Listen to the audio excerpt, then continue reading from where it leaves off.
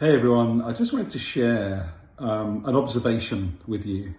It's an observation for everybody, but particularly my peers, the men in my network, particularly the senior men, you CEOs, CXOs, sales directors, chief human resource officers, etc. Those that have got quite a lot of power and influence within your organizations. My question is this. Well, my observation is one thing, and then I've got a question for you. The observation is, and I don't know if it's conscious or not, but I hear a lot of men, senior men, and I hear it firsthand, and I hear it around me in different areas of my work worlds, plural. I hear a lot of senior men saying to their colleagues, you need to do this, you should do that, you ought to be doing this, or get hold of that. And whilst it's very innocent, I'm wondering to what extent would you agree or disagree with my assertion that that is a very depowering thing to do?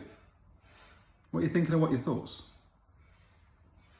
And my question is, my invitation to you is, how different would that situation be if you actually maybe said, hey X person, I've got my view on how this could go differently or how we could have more impact, but I don't want to tell you what I think.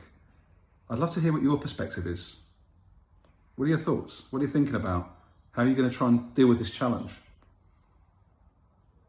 It may sound a really obvious thing, or it's maybe like a complete bolt out of the blue. You might be watching this or listening going, shit, my God, that's really me. I didn't realize I did that so much. That's okay.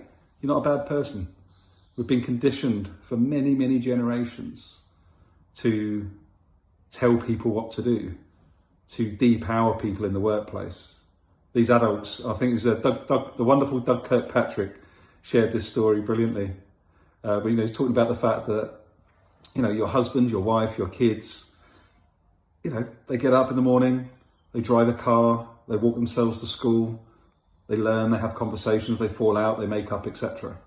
But in the workplace, the degree of paternalism, the degree to which we mother and smother people that we are so-called responsible for, it's a pandemic in itself, I think.